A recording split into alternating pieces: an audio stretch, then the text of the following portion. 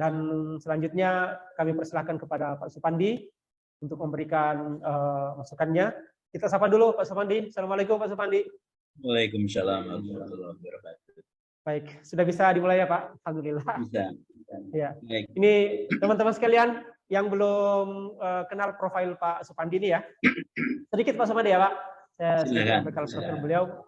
Pak Supandi ini adalah salah seorang pimpinan salah satu perusahaan yang bergerak di bidang lingkungan. Umur beliau masih 20 berapa Pak Supandi umurnya Pak? 27 tahun. Sudah lewat. Kalau dibalik-baliknya ya.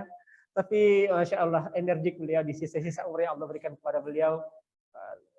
Pak Supandi ini masih terus, dan salah satu peserta Zoom meeting di hari Jumat yang tidak pernah absen, Pak Supandi. Ya. Ya.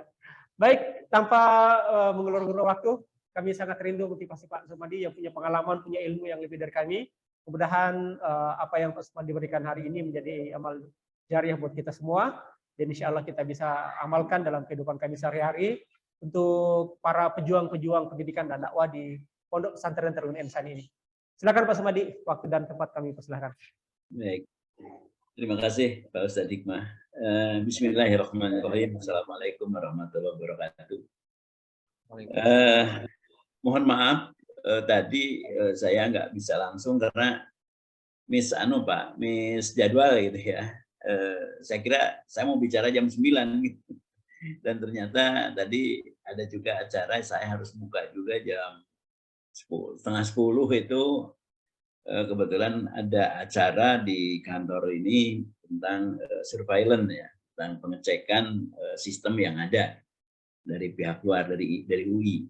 Jadi saya melakukan itu. Sekali lagi mohon maaf. Kemudian yang kedua, saya sudah menyiapkan bahan, tetapi kebetulan tadi pagi sebelum acara dibuka di sini, saya udah Zoom meeting dulu dengan Pak Tony hampir setengah jam.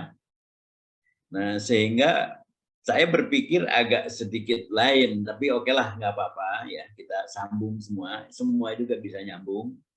Saya mendapatkan banyak hal yang banyak tidak tahu menjadi tahu tentang bagaimana langkah-langkah, bagaimana lembar demi lembar, tahun demi tahun dilakukan oleh Insan Madani ini ya. Sangat-sangat positif, tapi tentunya kesempurnaan itu adalah milik Allah. Kita juga merencanakan berbagai hal, ya banyak perencanaannya, banyak keinginannya. Tetapi pada kenyataannya tentunya tidak semua sesuai dengan keinginan kita, tidak sesuai dengan rencana kita. Mengapa? Karena dalam kehidupan itu selalu ada variabel-variabel yang kadang-kadang kita tidak bisa ukur. Ya, kita lagi enak-enak mengerjakan dengan sesuai dengan hal ini, tiba-tiba ada perubahan yang tidak bisa kita tahan. Karena kita hidup itu bukan sendiri, kita hidup itu bukan hanya insan madani, tetapi kita tuh hidup dalam kemasyarakatan, dalam dunia. Ya, kita juga tidak tahu bahwa 2 tahun, 3 tahun kemarin kita dilanda yang namanya pandemi. Sehingga kita diarahkan atau kita juga punya kebiasaan baru yang jauh lebih baik. Jadi antara masalah dan keberhasilan itu selalu saling berganti. Jadi banyak hal tadi yang dari Pak Tony itu, waduh, saya bilang ini saya jadi kaya juga nih pengetahuan tentang Insan Madani, Pak Haji Kosasih ya. Baik, saya mulai saja. Dengan segala hormat saya sampaikan terima kasih atas kesempatan Pak dari Insan Madani, khususnya dari Pak Kosasih, memberikan kesempatan saya untuk bisa bincang-bincang Pak. Jadi ini bukan ilmu lah, tapi apa yang saya temukan, apa yang saya bisa sampaikan. Dan mudah-mudahan tentunya bisa nyambung dengan kondisi dan situasi situasi Insan Madani. Karena saya juga bertanya-tanya tadi, sama-sama nanya, Pak Tony juga bilang, saya juga bertanya pada Pak Haji Kosasih, katanya, ini hari ini pertemuannya mau apa? Nah, dari situ saya dapat ini ya, sehingga saya mencoba untuk menyesuaikan aja, Pak. Bahan yang sudah saya sampaikan kelihatannya tidak sepenuhnya bisa saya buka di sini, karena apa? Karena terlalu jauh juga, tetapi ada hubungannya. Ya kalau mau bisa dibuka silakan di share screen Pak Pak Jaki ya. Bisa di. Nah, saya ini menyampaikan ini sebetulnya kemarin di BKI saya menyampaikan hal ini pertemuan Asosiasi Indonesian ISO Expert Asosiasi. Kebetulan saya sebagai founding father di situ sebagai pendiri, saya diminta mengamati bagaimana sih yang katanya kita ini menuju Indonesia emas ya di tahun 2045. Dan kita punya modal ya, yaitu apa? Kita itu diberikan oleh Allah Subhanahu wa taala masa-masa seperti ini, masa-masa yang betul-betul kita berlomba di dalam teknologi, di dalam keilmuan, hasil-hasil yang sangat luar biasa. Nah, kita itu mendapatkan hadiah ya dari Allah Subhanahu wa taala karena jumlah bangsa kita, jumlah orang Indonesia di masa-masa yang dibutuhkan pergerakan yang harus pesat maju berkembang, itu kita memiliki jumlah yang paling banyak ya usia produktif. Nah, sehingga ini dijadikan bagian daripada modal dasar bagaimana kita akan menjadi negara maju, karena kita yakin bahwa di saat-saat orang berlomba untuk maju, kita dihadiahi jumlah manusia Indonesia dengan umur yang produktif lebih banyak. Sementara negara-negara maju seperti Jepang aja contohnya, sekarang itu kesempatan justru seperti yang kemarin dibicarakan di setiap temu hari Jumat pagi, bagaimana kesempatan bekerja di Jepang, karena orang Jepang itu sekarang sudah mulai kekurangan tenaga-tenaga yang produktif. Kenapa? Tenaga-tenaga yang sudah lebih tuanya lebih banyak dibandingkan yang manusia yang bisa bekerja menghasilkan sesuatu. Nah, ini sebagai alasan. Dan nanti akan saya kaitkan, saya coba kaitkan dengan bagaimana peran ya kondisi ini saya kaitkan dengan peran insan madani ya, yang visi misinya tadi saya sudah tangkap juga dari Pak Tony. Nah, itu sejauh mana kita bisa mengisi ya. Nah, judulnya memang indah lah, Mata Rantai Menuju Indonesia Emas. Mengapa mata rantai? Karena untuk maju itu kita tidak bisa diam di tempat. Kalau kita mau menghasilkan, ya saya sangat bangga dan menyampaikan ucapan selamat ya, bahwa anak didik kita sudah bisa berdebat di tingkat internasional. Nah, tentunya ini menjadi pemicu awal ya untuk menjawab bahwa Indonesia di tahun 2045 itu menjadi Indonesia emas. Karena apa? Karena yang akan mengisi itu adalah anak-anak itu, termasuk anak insan madani yang mampu berdebat di Turki. Tetapi yang diperlukan apa? Bikinlah, bentuklah tugas-tugas Pak Hikmah dan Pak Pri, semua pengajar, itu bagaimana menciptakan hal kelebihan-kelebihan yang lainnya. Tidak hanya satu orang itu sudah merasa bangga, tidak. Tetapi bagaimana justru menyuntik, yang memberikan suntikan semangat. Insan madani sudah bisa menghasilkan orang yang mampu berdebat tingkat internasional. Nanti tingkat apa lagi. Nah, ini akan menjadikan bagian daripada keberhasilan dan kita menjawab terhadap keinginan Indonesia lebih maju. Next, Pak. Nah, untuk maju itu sebetulnya tidak terlepas daripada bukan hanya kita punya resource atau bahan-bahan baku yang menumpuk, tetapi juga kalau tidak diolah, dan kebetulan sekarang pimpinan negara ini sudah mulai menyadarkan kita dan mulai bergerak ya. Contoh, kita punya deposit yang sangat mahal dan berharga. Nah, itu dari dulu hanya dijual, digali, dijual, akhirnya galian-galian merusak tanah kita. Nah, dijual dan dibelinya kecil harganya. Nah, sekarang dengan hilirisasi itu kita sudah mulai membuka mata dan membuka gerakan. Ya tentu ini juga tidak mudah dan harus harus dikerjakan bersama. Nah, demikian juga ketika kita menuju kepada membuktikan Indonesia maju dan kita punya bonus demografi, yaitu tantangan-tantangan lain itu apa? Ya misalkan bahwa kita tahu ya sering sekali para ahli, ya para pejabat mengatakan industri 4.0. Ya saya hanya sifatnya saya tidak mengurai ininya, tapi kurang lebih apa tuh industri 4.0? Di mana industri yang mencoba produksinya itu cepat, tepat, bukan hanya cepat, tepat, kemudian efisien. Nah, diciptakan di situ. Tentunya untuk bisa kita mengembangkan industri tidak bisa hanya menunggu cepat dan tepat. Tidak akan tercapai manakala kita tidak memiliki sumber daya manusia, sumber daya yang lain-lainnya tentunya. Kalau tidak bisa mendukung ini. Kemudian kalau begitu apa yang diperlukan di dalam industri 4.0? Itu harus ada inovasi. Gerakan-gerakan kita selalu mencipta, ya, daya cipta, daya rasa itu ditumpahkan sehingga kalau misalkan di Insan Madani tadi saya dengar dari Pak Tony ya, soal sampah saja. Sampah disapu, ditumpuk, tapi setelah ditumpuk itu tidak diolah atau tidak apakah mau bisa diolah, apakah hanya dikumpulkan kemudian datang tukang sampah. Nah, sebetulnya inovasi itu kita bisa bagaimana sampah yang dianggap barang buangan dimanfaatkan, ditreatment ya, sehingga itu menjadikan nilai uang. Nah, inovasi-inovasi atau pemikiran inilah yang diperlukan oleh masyarakat, oleh anak-anak didik kita untuk bisa mencapai yang namanya Indonesia Emas. Nah, di dalamnya ya karena seorang standarisasi, tentunya ketika kita berinovasi ya tentunya ada hal-hal yang spesifik ya kita perlu tahu standar, aturan main, norm ya atau kaidah-kaidah yang dilakukan. Ya jangan sampai misalkan sampah kemudian diolah tapi mengakibatkan lingkungannya menjadi sakit atau apa. Nah, jadi betul-betul ini sifatnya tuh secara holistik. Ya.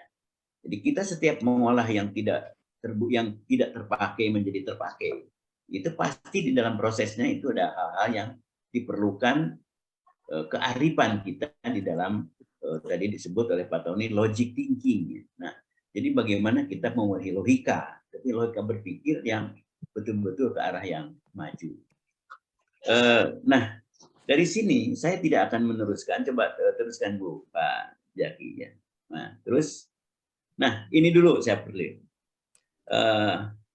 Jadi menurut data Pak, bahwa bonus demografi itu yang didapat oleh Indonesia juga memiliki risiko. Jadi begini, kita negara yang sekarang baru sadar ya. Dari dulu sudah sadar, tapi sekarang mulai meningkatkan kesadaran kita, mengolah. Nah, kita itu negara yang segala apapun punya. Emas kita punya, dan kita tuh nomor 1 kalau nggak salah penghasil emas berapa ratus ton gitu ya. Kemudian minyak ada dulu, tapi sekarang kita menjadi pengimpor minyak gitu ya. Kemudian nikel segala macam, bauksit, batu bara. Nah artinya kita itu sebetulnya sudah dikasih modal sama Allah. Tapi karena kita kurang memanfaatkan dan kurang membaca ya, ikro, bagaimana yang diberikan oleh Allah itu supaya bermanfaat. Nah ini yang aku mengakibatkan kita ketinggalan. Nah kembali ketika kita cerita masalah demografi, masalah penduduk yang produktifnya banyak, ya kalau kita nggak menggunakan pemikiran yang cerdas, pemikiran yang bagaimana itu termanfaatkan, ya akhirnya kita hanya jadi penjual bahan-bahan mentah. Dan tidak serta-merta bahwa masyarakat atau warga negara yang umur produktifnya itu bisa menghasilkan kalau ya tidak sekolah, kalau tidak punya kompetensi. Ya. Jadi ini masalah. Nah, yang lucunya, coba next Pak Jaki. Ya, next. Oke, ini tantangan berikutnya ya, next. Berikutnya lagi. Nah, oke. Tadi kan saya sebut di 4.0 kemudian ada inovasi. Next lagi Pak. Ternyata kita ini di bidang inovasi itu indeks inovasi satu bangsa kita itu nomor 76 dari 134 negara yang dinilai. Jadi inovasi kita itu masih kurang lah untuk bisa kita berlari, kita bisa membuktikan bahwa Indonesia ini bisa menjual, bisa menyemburkan negaranya sendiri atau bangsanya sendiri. Ya karena kita masih nomor 76, Pak. Ya, bahkan kita itu kalah. Itu di dunia kita nomor 76. Sementara kalau di Asia kita masih nomor 11. Ya. Sementara di ASEAN saja kita nomor 7. Ya. Nah, kondisi-kondisi ini saya ingin menyampaikan, tenaga-tenaga pendidik ini adalah tantangan, Pak. Kalau kita mau membuktikan kita bisa memanfaatkan tenaga-tenaga kita, anak-anak kita, ya, untuk menjadi bangsa yang betul-betul kedaulatan dan kepemilikannya itu menjadikan kesuburan, makmur, rohinawi, kata orang-orang tua dulu. Tapi kalau ini tidak berubah, ya angka-angka seperti ini, ya kita akan ketinggalan terus. Kemudian di dalam kehidupan, ya kalau orang yang mengikuti itu pasti sangat tergantung daripada yang diikuti. Nah, jadi itu gambaran awal. Ya, next Pak Jaki. Ya. Nah, ya kalau di industri 4.0 ya juga kita tuh masih lemah sekali. Sekarang banyak beberapa industri ya saya melihat sudah di kelas 4.0 ya. Itu justru industri-industri merupakan PMA. Ya tapi masih mending ada di negara kita, paling tidak ada uang masuk di kita. Tapi industri-industri dalam negerinya ini harus kita tingkatkan. Dengan tidak mengurangi kita tentang masalah-masalah UMKM dan segala macam, ya itu tugas kita. Bagaimana kita mengkreasikan UMKM itu bisa bergerak. Bagaimana kita meningkatkan para wisata kita. Negara kita itu nomor 1 terindah di dunia. Tetapi sekarang kalau negara Indonesia terindah di dunia, mestinya ya indeks para wisatanya paling bagus. Ternyata juga enggak. Tapi lumayan, sekarang sudah mulai meningkat terus kita mengejar ya. Dulu kita sama Thailand, sama Malaysia. Padahal keindahan kita tidak kurang dibanding mereka. Apa-apa yang saya sampaikan ini, saya hanya ingin menggugah terutama insan madani sebagai lembaga yang memberikan peningkatan SDM. Tolonglah kita sadar akan hal ini. Tetapi tentunya tidak semudah itu. Bagaimana ya menolongnya atau bagaimana kita meningkatkannya. Coba next terus Pak Jaki ya. Ya terus ya ini cerita lah. Kalau ini udah banyak yang bercerita tentang ini. Nah di kajian forum ekonomi Indonesia segala macam ya terus next. Nah inovasi tadi saya sudah cerita. Jadi kita sebenarnya udah loncat di sini Pak ya. Jadi inovasi itu apa? Mengapa inovasi menjadi penting? Mengapa saya sampaikan? Ya, ternyata inovasi itu ya akan menjadikan nilai tata nilai. Kalau kita banyak menghasilkan inovasi, banyak paten yang dikeluarkan, otomatis ini akan menggambarkan bahwa orang kita atau bangsa kita itu ya mengejar ketertinggalannya. Ya.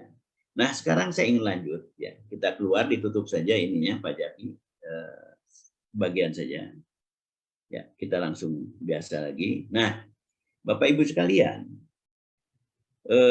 itu sebagai intro atau sebagai pembuka yang ingin saya sampaikan. Ada tugas kita bagaimana memanfaatkan potensi yang kita miliki. Ya. Artinya kita sebagai bangsa yang kaya, tapi kita tunjukkan kekayaan kita ini akan menjamin kemakmuran kita. Nah, kemakmuran tidak serta-merta datang kalau kita tidak punya pemikiran lebih, tidak punya upaya untuk meningkatkan atau mengimprove kondisi-kondisi kita. Nah, bagaimana kaitannya dengan sekolah? Jadi sekali lagi bahwa untuk mencapai itu ada manusianya. Manusianya banyak, Pak.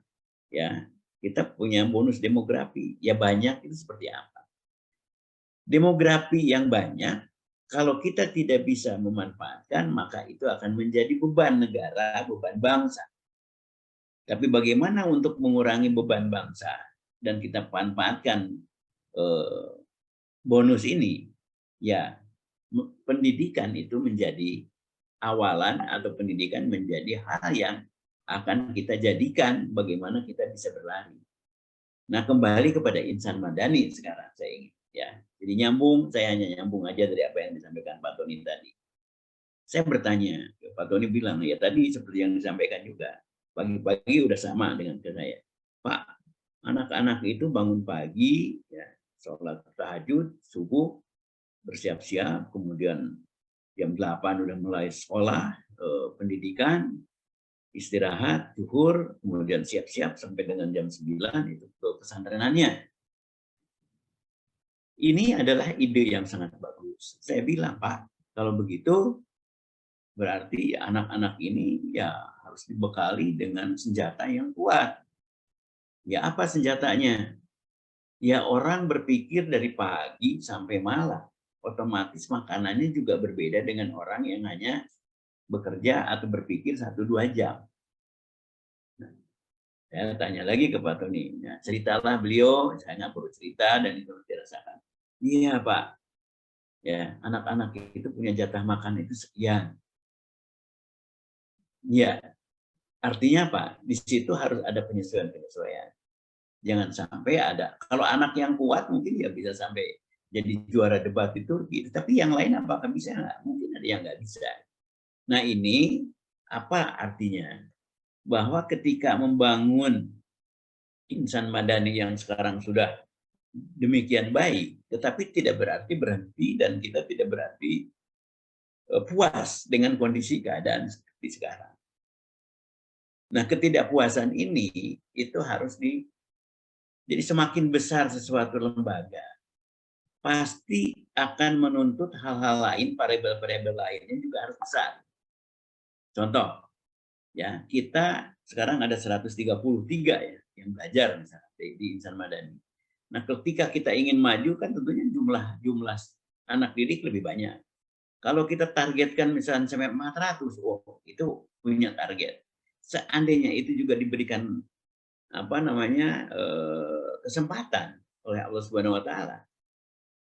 Kalau tanpa kita melihat lagi variabel-variabel lain, misalkan contoh dari makan aja. Kalau 6.000 ditingkatkan misalkan jadi 10.000 sekali makan karena bebannya banyak anak-anak ini. Berarti berapa kali berapa? Artinya apa? Di situ butuh keuangan.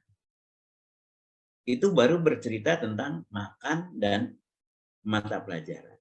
Belum lagi kalau untuk mencapai anak-anak yang berkompetensi dan berinovasi, ya tentunya harus lebih lagi dari. Dan kemudian juga kelas, ruang kelas. Biasa cerita banyak tadi, Pak Tony cerita banyak. Saya katanya ke sana itu jarang bisa sampai 4 jam. Karena juga tempat duduk juga kita ngikut-ngikut di ruang kepala sekolah, di mana. Nah ini kan artinya juga tuntutan. Jadi semakin besar itu bukan hanya uang makan, bukan hanya uang gaji guru, tetapi yang lain-lainnya juga harus dipikirkan. Contoh saja, kita di lingkungan insan madani ketika ada 100 orang termasuk murid dan guru, sampah 100 orang berbeda dengan sampah 200. Itu baru kita berbicara sampah. Artinya nyapunya, kalau tadinya 1 orang, nggak bisa lagi 1 orang.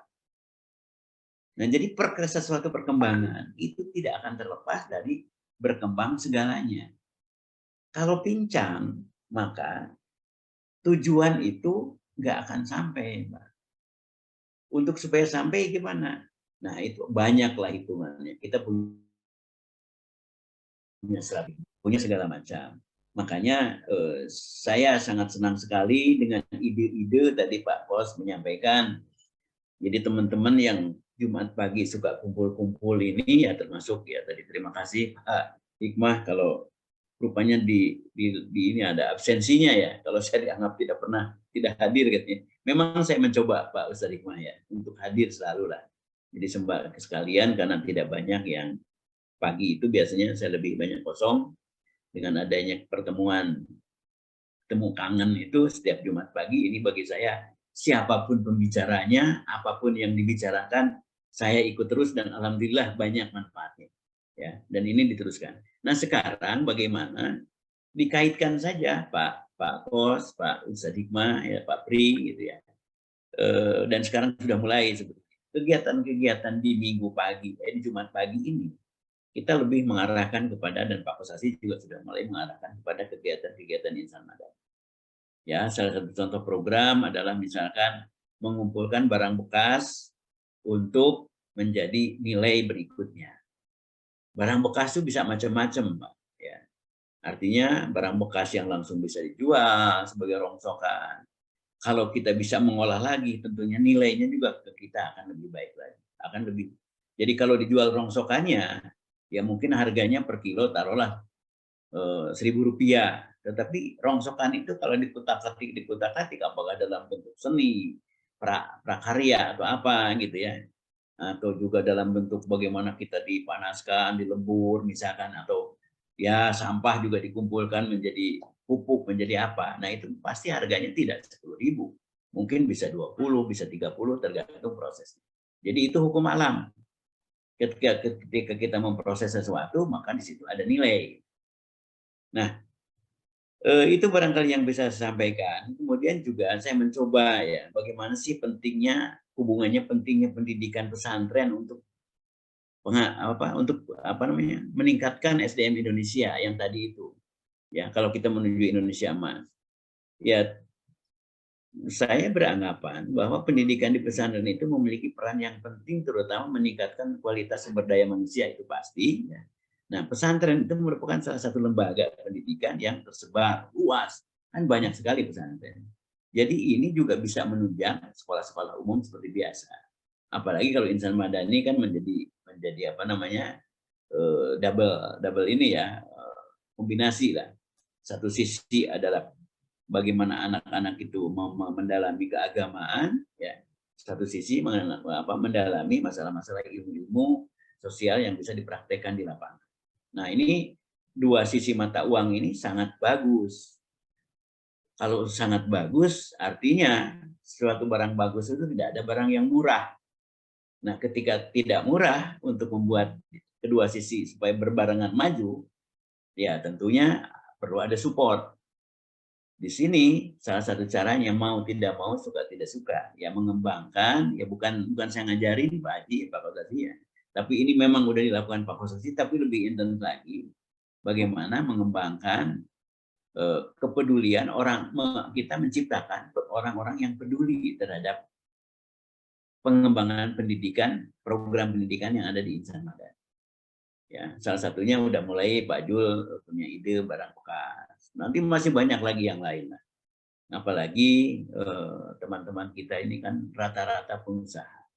Rata-rata pernah dibina, ya rata-rata lah, hampir 100% dibina oleh YDBA, oleh Astra. Ya, rasa terima kasih, rasa bagian daripada empati, dan bukan untuk apa-apa dan bukan untuk siapa, tapi untuk pengembangan murid-murid dan gurunya tentunya juga harus dipikirkan. Ya, kita tidak hanya memikirkan bagaimana sang guru bisa mengajarkan dengan baik kalau dia misalkan ya maaf tidak nyaman atau kurang nyaman atau kurang ya kembali lagi ya kayak tadi.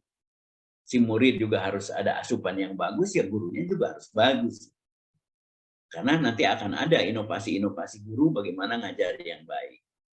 Jadi kerjasama atau istilah kerennya kolaborasi itu menjadi bagian yang mau tidak mau, suka tidak suka itu harus dilakukan. Dan bagaimana caranya? Ya timbal balik, Pak. Timbal balik.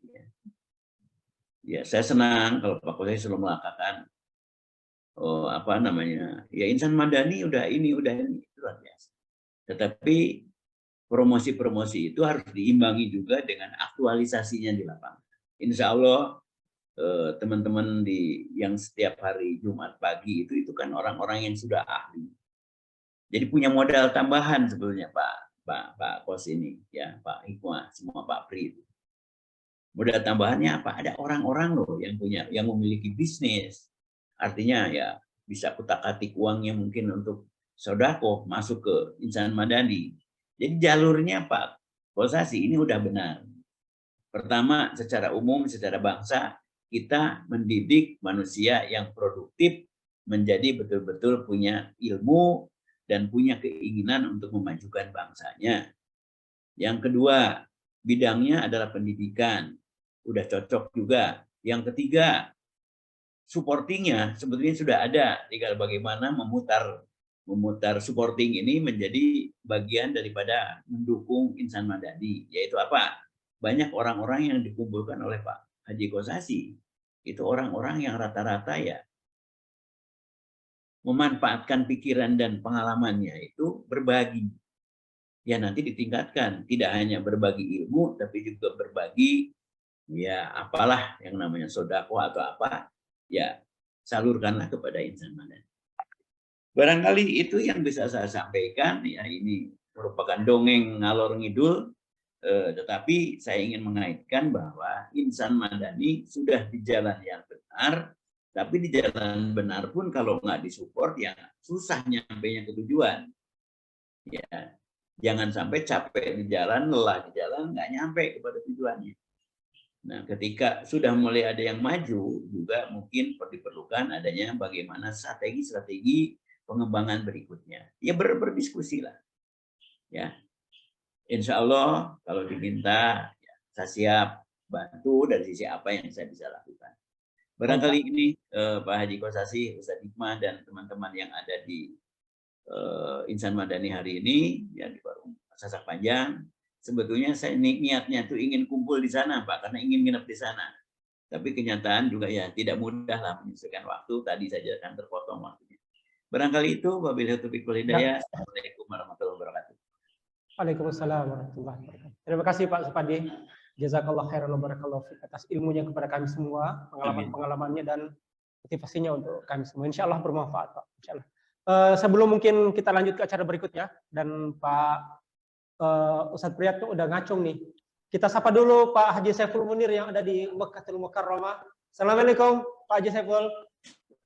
Waalaikumsalam warahmatullahi wabarakatuh, Buya. Alhamdulillah. Sehat semua ya. Ya. Sehat-sehat Pak. Alhamdulillah sehat semua. Sehat, alhamdulillah. Bapak habis sholat subuh. Iya. Arti jam 5:30 ya Pak Haji ya? Ya, sekitar itulah. Ya, kurang lebih itu. Cuaca Ya, di Buya. Madinah dingin, panas, hangat? Barakallah, alhamdulillah habis hujan. Oh. Habis hujan ya, berarti hujannya. Iya. Ya. Pak Supandi mohon izin kita berikan dulu kesempatan ke Pak Haji Saiful untuk memberikan silakan Pak Haji. Memberikan motivasi, dan jangan lupa Pak sebut satu nama kami ada di sini supaya bisa ikut juga merasakan nikmatnya beribadah di dua kota suci Mekah dan Madinah. Amin ya mulia sa'id. Silakan Pak Haji Saiful. Ya, dan kami doakan mudah-mudahan Pak Haji Saiful dan keluarga yang sedang melaksanakan ibadah umrah diberikan kesehatan, diberikan waktu yang luang untuk bisa melaksanakan ibadah dengan sebaik-baiknya, dan diterima seluruh amal-amal ibadah beliau di tanah suci Mekah. Padahal Pak Haji Saiful. Ya. Baik, Buya. Terima kasih. Bismillahirrahmanirrahim. Assalamualaikum warahmatullahi wabarakatuh. Innal hamdalillah nahmaduhu wa nasta'inuhu wa nastaghfiruhu wa na'udzubillahi min syururi wa anfusina min sayyiati a'malina may yahdihillahu fala mudhillalah wa may yudlilhu fala hadiyalah. Asyhadu an la ilaha illallah wa asyhadu anna Muhammadan abduhu wa rasulullah la nabiyya ba'da. Alhamdulillah wa syukurillah ala nikmatillah wa bishrah li sadri wa yassir li amri wa hlul 'uqdatam min lisani yafqahu qawli. Kita henti-hentinya kita mengucapkan puja dan puji itu banyak memberikan nikmat kepada kita, di antara nikmat iman wal Islam, nikmat sehat, sehingga hari ini alhamdulillah Allah takdirkan kita bisa bersilaturahmi, yaitu di acara Taruna Insani selama 2 hari. Mudah-mudahan Allah mudahkan semuanya. Salawat serta salam kita curahkan kepada Nabi kita Muhammad Sallallahu Alaihi Wasallam, pada keluarga, sahabat, dan orang-orang yang selalu menegakkan dinul Islam. Yang saya hormati Pak Supandi, Pak Tony, Pak Kosasi, Pak Sumarko, ini orang-orang tua kami yang sering mengasih pengarahan yang positif. Yang saya banggakan, Buya-Buya dan yang lainnya, yang jelas kita ya hari ini harus lebih baik dari kemarin. Kemudian juga di Taruna Insani begitupun juga harus lebih baik dari tahun 2002. Bagaimana caranya? Yaitu PDCA-nya yang harus tiada henti. Kalau di pabrik itu plan, do, check, action itu harus bergulir terus. Contoh misalkan kayak disiplin. Sangat yang sederhana sekali deh. Itu memerlukan memang tauladan kita yang terutama ya dari top manajemennya lah. Misalkan harus waktunya tepat waktu, ya kita harus contohkan bagaimana misalkan jam 7 ya harus kita mulai jam 7. Kemudian juga waktunya sholat, tank, ada kegiatan apa, itu harus kita off. Kemudian contoh yang kecil aja, ketika kita masuk ke masjid, coba kita terutama ya tenaga pengajar itu sendal atau sepatu kita contohkan bagaimana membereskan sendal itu atau sepatu itu, sehingga siswa dan siswi anak-anak kita melihat. Mudah-mudahan ini dicontoh juga. Kemudian yang lainnya mengenai kurikulum. Kurikulum di samping juga kita sudah program dari pemerintah khusus untuk yang takasus itu kalau bisa kita kembangkan untuk yang menghafal Al-Quran. Terus itu kita kembangkan. Kenapa? Dengan dia anak-anak didik kita menghafal Al-Quran, insya Allah kecerdasannya terus akan bertambah. Itu yang mungkin dari sisi kurikulum. Yang jelas hari ini kita harus lebih baik dari hari kemarin. Karena apa? Allah berfirman, fa innamal usri yusra, maka sesungguhnya bersama kesulitan ada kemudahan. Innamal usri yusra, sesungguhnya bersama kesulitan ada kemudahan. Insya Allah kalau kita fokus, insya Allah Allah kasih kemudahan, dan saya yakin Taruna ini akan besar. Demikian, mudah-mudahan ya sekilas itu dari saya. Semoga keluarga besar Taruna Insani Allah mudahkan untuk dipanggil ziarah ke rumahnya Allah. Demikian. Wassalamualaikum warahmatullahi wabarakatuh.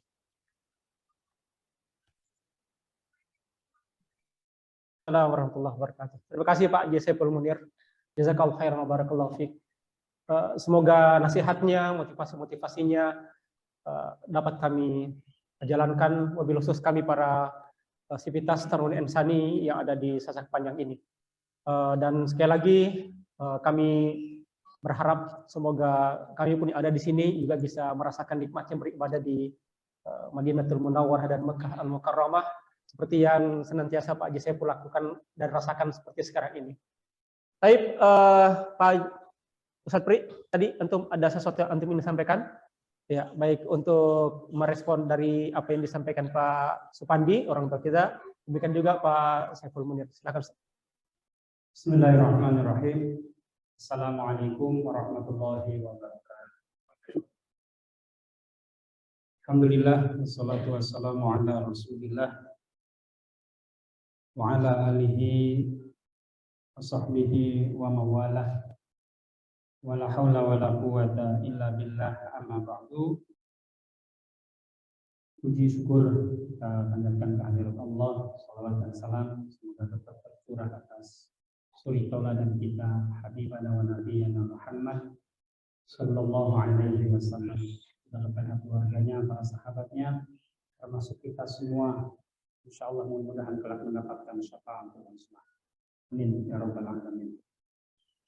Yang saya hormati Ketua Dewan Pembina Yayasan Ihsan Madani Bapak Haji Kosasih, Ketua Yayasan Bapak Haji Saiful, para pembina di lingkungan Yayasan Ihsan Madani yang sering kali tidak bosan-bosan memberikan support kepada kami semua, Bapak Supandi, Bapak Haji Tony Sumartono, Bapak Zulkifli Agas, kelihatan ada Pak Sumarko, serta tentu Mudir Ma'had Ustaz Abdul Rahman dan semua dewan guru yang hadir pada kesempatan yang berbahagia. Saya bersyukur sekali pada pagi menjelang siang ini kita banyak mendapatkan asupan nutrisi ilmu yang dari mulai dari Pak Haji Kosasih, Pak Tony, dan juga Pak Supandi, dan juga tadi Pak Haji Saiful ya. Saya berharap dan saya punya harapan besar bahwa Taruna Insani ke depan insya Allah akan semakin lebih baik. Dan untuk menjadi lebih baik itu apa yang tadi disampaikan oleh Pak Supandi ya, dan 4 poin yang saya tangkap. Yang pertama itu bonus demografi. Kalau kita disub ke Taruna Insani, jadi Taruna Insani ini sebagian besarnya adalah komunitas guru-guru yang masih muda. Bisa dikatakan 85% sampai 90% itu usia muda. Ya, oleh karena itu potensi ini tentu harus dimaksimalkan. Dan tentu apa yang disampaikan oleh Pak Tony juga bahwa bagaimana agar guru-guru memberikan pelayanan terbaik ya, untuk para peserta didiknya, maka tentu dalam potensi yang dimiliki oleh guru pertama harus ditingkatkan kompetensinya, semakin baik cara menyampaikan materi kepada siswa sehingga siswa mendapatkan ilmu sesuai dengan harapan. Karena pelayanan terbaik yang kita berikan kepada siswa itu akan berpengaruh besar terhadap penambahan jumlah kuantitas peserta didik di akan yang datang. Nah, selain daripada itu, saya sangat setuju dengan apa yang disampaikan oleh Pak Supandi, bahwa saya mencanangkan tahun 2023 itu bahwa Taruna Insani harus menuju kepada sekolah adiwiyata, artinya sekolah berwawasan lingkungan. Dan alhamdulillah di Taruna Insani penghijauan sudah mulai terlihat ya, upaya yang dilakukan oleh Buya Hikmah. Alhamdulillah, terima kasih, jazakallah khairan katsiran. Ya, diharapkan bahwa sekolah berwawasan lingkungan ini menjadi tren yang harus kita raih. Jadi saya sudah koordinasi dengan pengawas pembina bahwa saya ingin mengajukan tahun 2023 Taruna Insani masuk atau ikut dalam proyeksi sekolah adiwiyata, artinya sekolah yang berwawasan lingkungan. Nah, oleh karena itu ini juga perlu ditunjang sarana dan prasarananya oleh yayasan maupun oleh sivitas akademis yang lain. Kemudian potensi demografis yang dimiliki juga seperti yang tadi disampaikan Pak Tony, bahwa tahun 2023 harapannya terjadi peningkatan kuantitas peserta didik, misalnya yang sekarang 130-an, mudah-mudahan bisa mencapai 160. Kemudian tahun berikutnya 180, tahun berikutnya 3 tahun kemudian mudah-mudahan 200, kan begitu. Nah, oleh karena itu peningkatan-peningkatan ini harus dilakukan kolaborasi dari semua pihak ya, terutama Dewan Guru ya dan sivitas akademis yang lain. Kalau misalnya setiap guru misalnya mencoba untuk marketing, tiap guru misalnya 5 siswa saja, wah itu sudah luar biasa. Nah, gitu. Ya, kalau misalnya katakanlah Dewan Guru dan musrif-musrif atau pengasuh itu ada 20 misalnya, kalau satu orang 5 orang itu udah 100. Nah, tinggal nanti dari yang lain-lain bisa lah mencapai 160. Kira-kira begitu. Nah, oleh karena itu ini yang harus dilakukan kita bersama. Semua kita bergerak, semua kita bekerja, semua kita melakukan upaya untuk peningkatan kualitas, terutama jumlah. Di samping perbaikan-perbaikan kurikulum yang disampaikan oleh Ketua Yayasan juga perlu kita lakukan. Dan yang tidak kalah penting, menurut hemat saya adalah perhatian terhadap guru. Jadi mungkin sementara ini saya mungkin juga atas nama pimpinan di sekolah bersama Ustaz Hikmah pada guru-guru menyampaikan permohonan maaf kalau misalnya sampai saat ini misalnya kafalah belum lancar misalnya. Tapi insya Allah tidak sampai terlambat banget lah gitu kan. Nah, ini perlu dipikirkan karena apa? Karena memang tadi katanya menyampaikan bahwa ya guru kalau bisa hidupnya cukup walaupun tidak mewah. Nah, ini penting, maka perlu ada dari yayasan dan juga mungkin pimpinan di sekolah berkolaborasi bagaimana agar ada sebuah fundraising ya yang dilakukan yang itu ada unsur investasi guru. Nah, sehingga saya maksud begini, misalnya ada sebuah, kalau di kita ada koperasi ya, Anindamat, atau mungkin lebih luas lagi jenis usaha yang lain, di mana misalnya katakanlah rata-rata gaji guru misalnya 1,8 misalnya, atau besarnya 2 juta misalnya. Dari gaji yang dapat itu diinvestasikan gitu. Dan investasi kemudian ada orang yang secara khusus mengelola bisnis usaha sehingga nanti guru itu mendapatkan sharing profit dari usaha yang dijalankan. Dan itu harus profesional. Ya, sementara ini kan Aninda masih belum profesional. Ya, walaupun ya sudah agak mulai berjalan sekarang ini, tapi harapannya sehingga guru selain nanti mendapatkan dari kafalah setiap bulannya, dia punya tabungan investasi di usaha yang dilakukan, baik di Anindamat maupun tadi usaha-usaha barang bekas tadi, dan itu sangat luar biasa sebenarnya. Saya menyampaikan di lingkungan saya itu kebetulan istri saya masuk dalam kelompok pengumpulan barang-barang bekas yang kemudian dimanfaatkan. Nah, dari barang bekas itu setiap bulannya kelompok namanya 3R 3S ya. Apa namanya itu ya? 3R 3S ya. Itu setiap bulan bisa menyantuni 20 anak yatim. Masing-masing 200.000. Gitu kan. Belum lagi kalau ada kegiatan-kegiatan insidentil langsung kita ngasihkan pembiayaan-pembiayaan.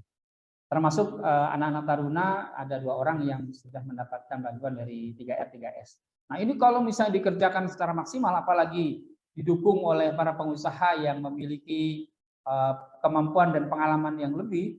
Nah, berkaitan dengan pengelolaan barang bekas yang kemarin sudah saya lihat juga dengan Bang Namun, itu kalau misalnya dimaksimalkan, insya Allah itu akan menjadi sumber pendapatan yayasan yang akan luar biasa, yang akan mensupport kegiatan-kegiatan sekolah dan pesantrenan. Nah, oleh karena itu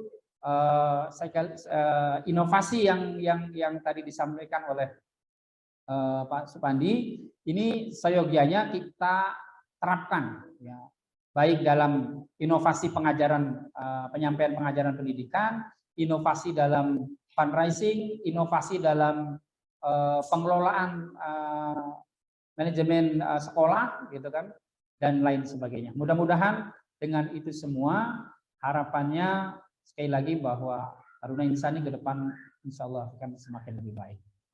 Saya kira itu yang tanggapan saya berkaitan dengan apa yang sudah disampaikan oleh para pembicara sebelumnya. Terima kasih sekali lagi ilmu Pak Supandi, terima kasih ilmunya luar biasa. Mohon izin kalau bisa minta materinya di share ke kami supaya nanti ini bisa jadi bahan untuk pembahasan kami di Taruna Insani. Saya kira walaupun itu konteksnya industri tapi bisa diterapkan di sekolah gitu. Baik. Saya kira itu. Terima kasih. Kurang lebih mohon maaf. Assalamualaikum warahmatullahi wabarakatuh. Waalaikumsalam warahmatullahi wabarakatuh. Sebelum saya kembalikan ke Pak Pandi untuk closing statement, saya minta peserta dari anggota satu orang bisa memberikan masukan atau pertanyaan. Ya boleh. Terima kasih. Assalamualaikum warahmatullahi wabarakatuh. Waalaikumsalam. Perkenalkan, nama saya Ibu Komariah Sutisna. Saya mungkin tamu di sini, tetapi saya senang sekali mendapatkan pencerahan dari Bapak Supandi berkaitan dengan tertarik saya Pak dengan mata rantai menuju Indonesia Emas. It could be happen, bisa saja terjadi.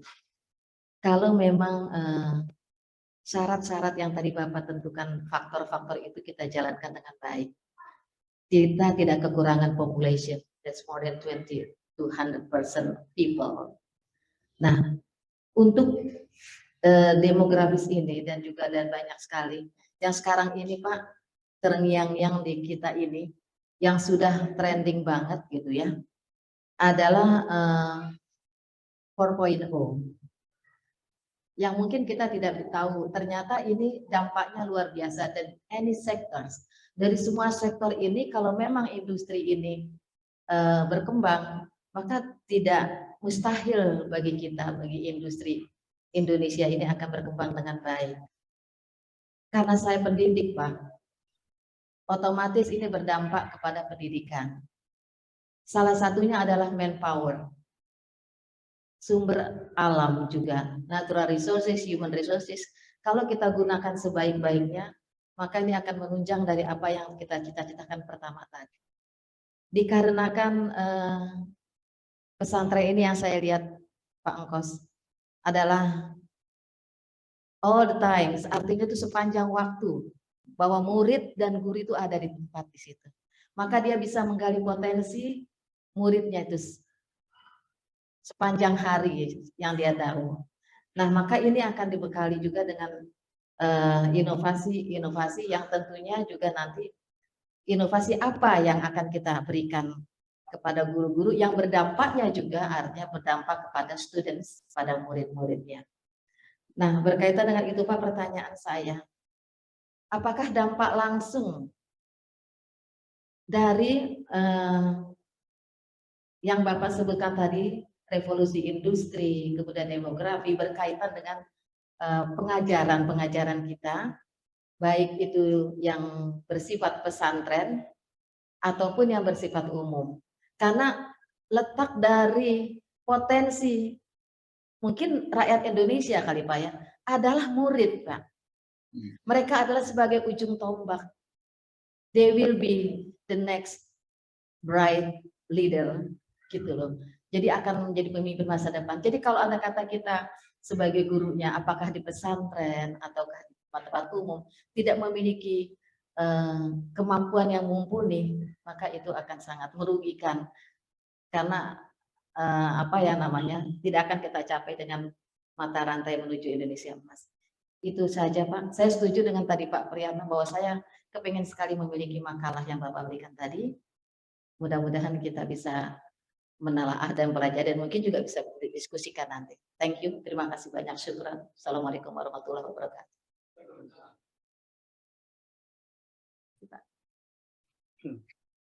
Ya, langsung Pak Supandi sekaligus menutup untuk sesi Pak Supandi siang ini.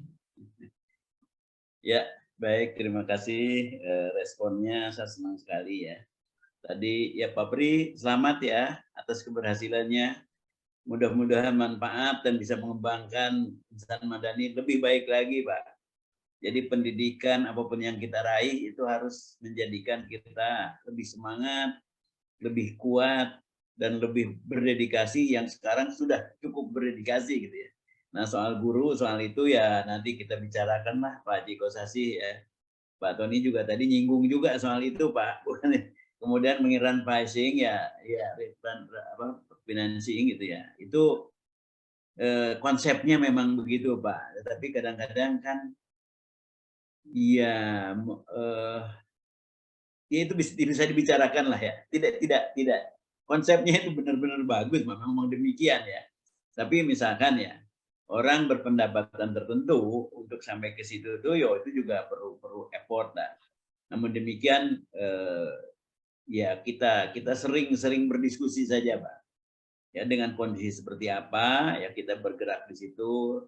Kita kan sudah punya koperasi. Nah koperasi itu kan sarana lokal untuk mengembangkan bahwa kita itu yang jual kita, yang beli kita. Jadi uang itu supaya nggak keluar berputar di situ gitu Pak ya. Jadi terima kasih Pak Pri ya. Kemudian dari Bu Komariah ya tentang 4.0 semua sektor berdampak memang. Jadi ini adalah semacam pergerakan itu tidak bisa kita bendung. Bahkan sekarang pertanyaannya, pemerintah berusaha sudah banyak usaha pemerintah.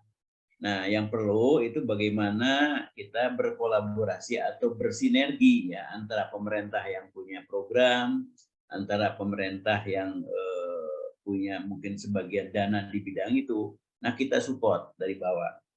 Nah, yang lebih penting lagi pertanyaannya adalah dampak langsung itu terhadap bagaimana kaitannya dengan pengajaran gitu.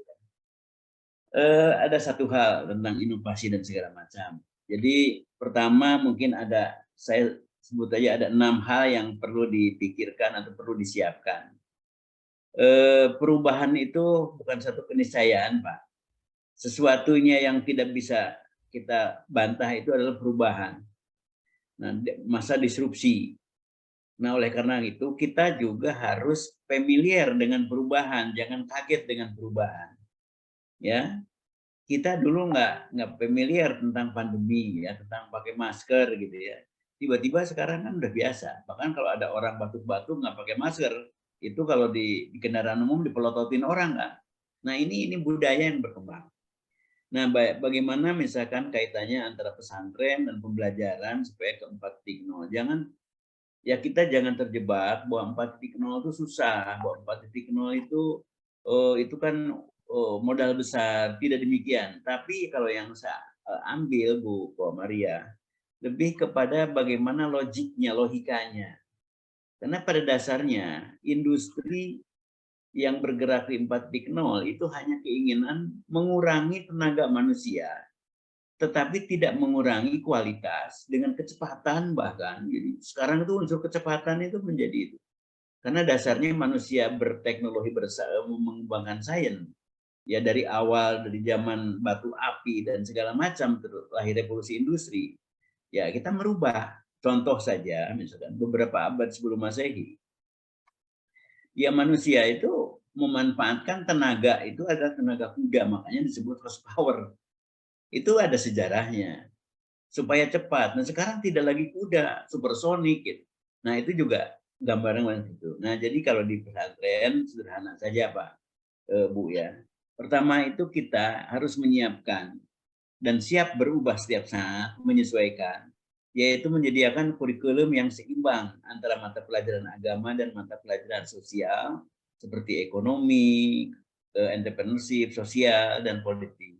Ya enggak lah politiknya tuh disinggung-singgung dikit, tetapi bagaimana kita mengajarkan sosialisasi ya, kemudian bermasalah mengenal bahwa bagaimana kita bisa menghemat apa yang kita miliki.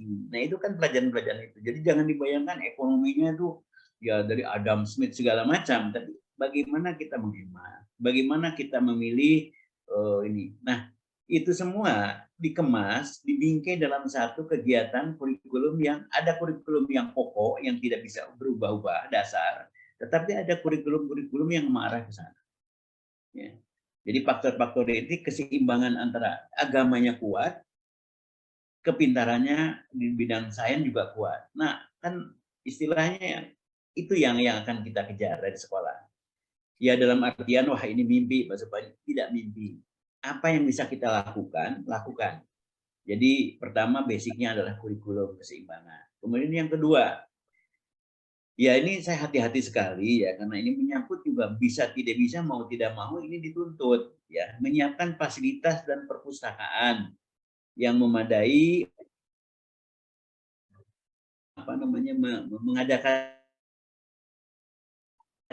menciptakannya. Ya. Kemudian kalau masalah perpustakaan,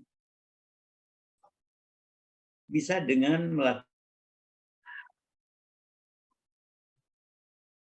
ya e-learning lah di situ ya. Jadi bisa dikembangkan. Nah, untuk menjawab yang kedua, baik pasti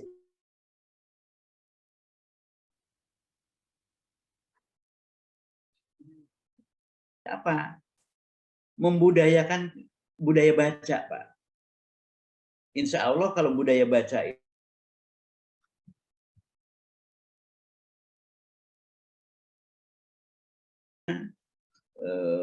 di Taruna Insani, insya Allah nanti akan tidak hanya satu orang yang bisa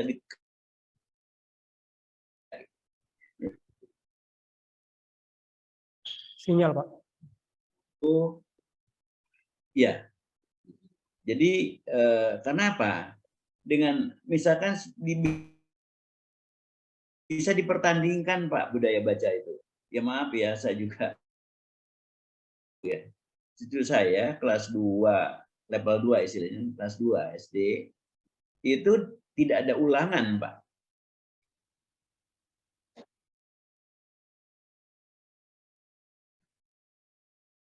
Project. Nah, di dalam project itu dia melakukan berbagai ilmu yang diajarkan itu dalam satu kegiatan, ya. Nah, kemudian juga ada lagi misalkan perlombaan bahwa one week, one book. Nah, tapi nanti harus dipresentasikan oleh anak. Nah, ini kan ya kebayang ya. Saya juga dulu tidak pernah begitu waktu sekolah. Nah, sekarang sudah bisa hal seperti itu ya. Jadi ketika saya sebutkan sarana dan prasarana, jangan langsung menutup pintu, Pak. Wah, itu kan uangnya nggak ada, atau uangnya dari mana? Tapi kita bisa berbagai cara atau hal-hal yang bisa terbuka saat ini. Ya. Kemudian mencari sumber daya manusia yang memiliki keahlian di bidang sosial, ekonomi. Nah, di samping guru-guru yang pokok, barangkali Pak Haji Kosasi ya ditugaskan aja lah kepada teman-teman yang setiap hari malam Jumat, pagi Jumat itu bicara. Ya sekali-sekali coba nyampaikan ke anak didik gitu, Pak. Ya mungkin insya Allah misalkan saya bulan ini, besok Pak Jul, besok lagi Pak Yan gitu. Ya, bagaimana pengalamannya? Itu pelajaran dari Pak Yan itu yang selalu diajarkan oleh mereka, tidak hanya untuk di pabrik. Ya, tapi untuk anak-anak juga lebih tahu dari awal juga lebih baik. Paling tidak melekat, Pak. Akan ingat bagaimana kita bisa hari-hari itu menyimpan sampah dengan baik, gitu ya. Tidak membuang di mana saja, atau memanfaatkan sampah menjadi hal-hal yang bisa dijual, gitu ya. Seperti itu. Nah, keempat itu mengadakan program-program. Nah ini Pak, program diskusi itu juga sering sekali kalau saya pertemuan-pertemuan di luar, orang kita itu lebih banyak diamnya, Pak. Jadi saya senang sekali ada siswa kita bisa jadi juara di sana. Gitu. Jadi artinya bagaimana mempresentasikan apa yang dia baca atau yang dia tulis itu juga harus menjadi bagian daripada program, Pak. Ya.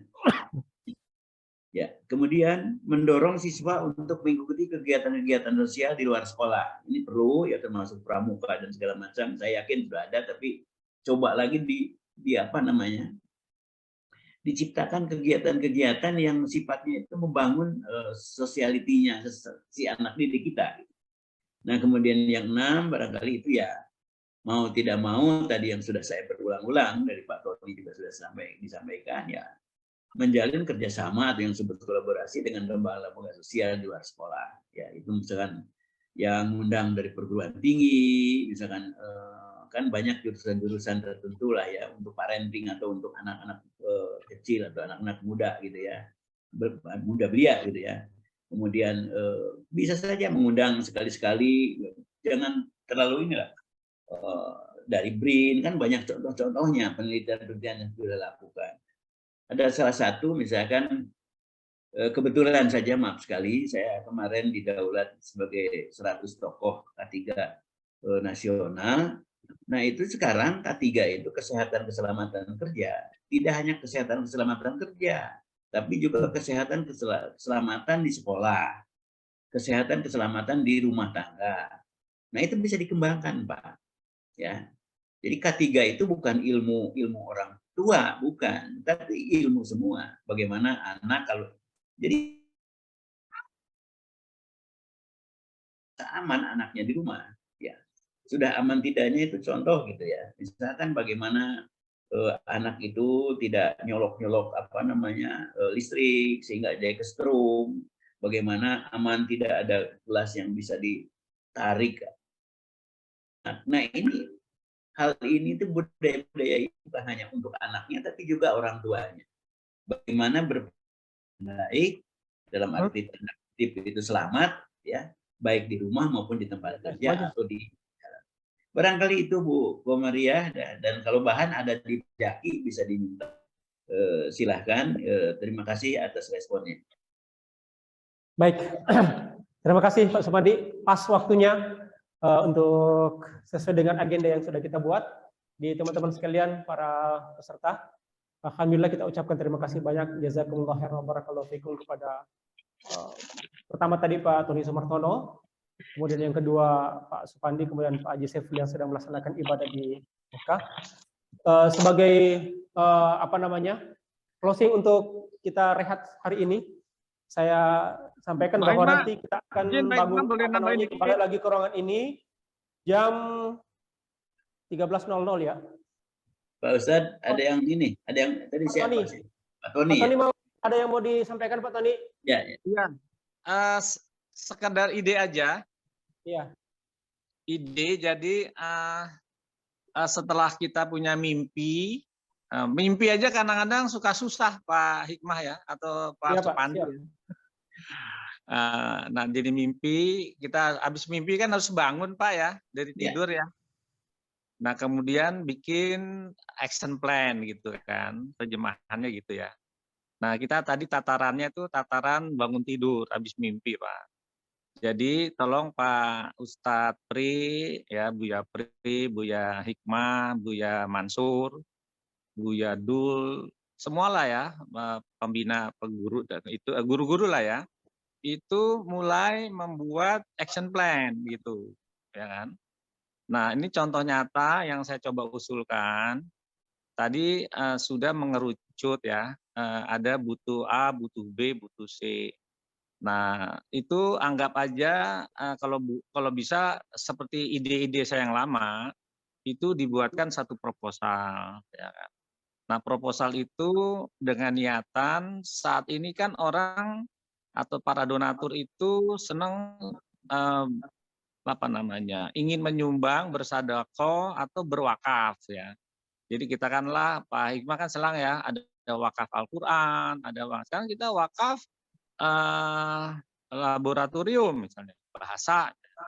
Wakaf misalnya tadi ada Bunda Yuli ya, itu saya kasihan gitu ya ngelihat PAUD paling jarang dapat perhatian ya, mungkin saatnya dibantu untuk bikin satu proposal untuk PAUD misalnya ya, karena PAUD itu murid kita yang akan datang ya di sekitar sekolah ya, teman-teman atau saudara-saudara kita di Sasak Panjang ya, seperti itu ya. Jadi atau kegiatan-kegiatan lainnya ya. Jadi paling tidak setelah acara ini sudah ada action plan yang kira-kira bisa ditindaklanjuti. Jangan sampai pulang dari sini besoknya udah kembali ke normal dan lupa gitu. Nah ini mudah-mudahan Pak Hikmah tolong dikawal action plan-nya apa ya. Masalah yang penting ikhtiar kalau saya ya. seperti Ikhtiar. Ada Ibu Komariah juga bagus banget ide-idenya ya. Nah, tunjuk satu penanggung jawab ya. Jadi bukan apa-apa karena paling tidak kita bangga lah ya, satu guru punya satu proyek ya. Proyeknya kan ini proyek akhirat ya Pak Kos ya. Selalu kita ngomong ini proyek akhirat. Bukan buat siapa-siapa ya, buat bekal kita dan buat bekal murid-murid. Bukan buat saya, bukan buat Pak Kos, buat Pak Pandi ya. Ini buat kita semua, terutama generasi yang tadi disebutkan ya, generasi emas, generasi bonus demografi. Dan saya senang tadi 95% guru adalah sebenarnya bonus demografi ya. 20 tahun lagi jadi guru senior dan bisa bercerita gitu. Dulu saya waktu baru lulus, saya pernah mengajar di Taruna Insani, bla bla bla bla gitu, kira-kira gitu. Itu aja Pak Hikmah ya. Mudah-mudahan ikhtiar hari ini, besok bisa dilanjutkan jadi kerja nyata. Gitu. Terima kasih. Wassalamualaikum warahmatullahi wabarakatuh. Waalaikumsalam warahmatullahi wabarakatuh. Baik teman-teman sekalian, untuk sesi selanjutnya kita akan break ya, istirahat, sholat, makan. Dengan demikian juga untuk yang online, linknya kita tutup dulu sementara sampai jam 1. Tapi nanti insya Allah setelah link dibuka kembali baru kita bergabung bersama di acara kita hari ini. Sekali lagi terima kasih Pak Tony, Pak Supandi, semua teman-teman yang hadir hari ini. Amin. Pembicara berikutnya adalah Bapak Zulkofli Abbas ya. Ya, dan terakhir nanti Pak pembicara keempat Pak Sumarko. Ya, insya Allah kita dapat ilmu yang banyak. Kemudian terakhir teman-teman sekalian, cukup dulu Pak, udah jam hampir duhur ya. Nanti mudah-mudahan Pak Sumarko, Pak Zulkofli tetap bisa mengawal kegiatan kita sampai selesai hari ini. Dan insya Allah sangat dinantikan ilmu-ilmu dan sharing-sharing pengalamannya Pak. Terus sebagai PIC yang ditunjuk oleh yayasan untuk hari pertama ini, saya ada PR untuk kita semua, termasuk saya. Masing-masing nanti kita menulis 3 mimpi ya, 3 harapan, ikhtiar, impian yang akan kita lakukan di tahun 2023. Ditulis di kertas lembar, no name ya. Jadi biar menjadi catatan buat kami pengurus yayasan. Nanti mimpi-mimpi itu kita rangkai menjadi sebuah namanya harapan-harapan indah yang bisa kita wujudkan nanti. Termasuk Bang Ipin ya, tulis mimpi saya sebagai security di tahun 2023 adalah ruang security menjadi tempat AC, ada AC-nya misalnya. Gitu ya. Siap Komandan? Dan yang lain. Pak Heri ya. Tulis 3 mimpinya, 3 harapan-harapannya. Semua teman-teman, kalau Bu Yuli sih udah kebayang mimpinya ada ayunan di PAUD perosotan di tahun 2000 terwujud. Seperti itu. Masing-masing 3 ya, no name, tulis masing-masing. Paling lambat dikumpulkan sebelum hari ini ditutup, sebelum penutupan hari ini ya. Oke, itu saja teman-teman sekalian, kita tutup pertemuan kita di siang hari ini dengan membaca doa kafaratul majelis. Subhanaka Allahumma wa bihamdika asyhadu an la ilaha illa anta astaghfiruka wa atubu ilaik. Billahi taufiq wal hidayah wal afa minkum. Assalamualaikum warahmatullahi wabarakatuh. Waalaikumsalam. Terima kasih Pak Zul. Ya. Semuanya. Bang Namun makan dulu atau salat dulu? Salat dulu ya.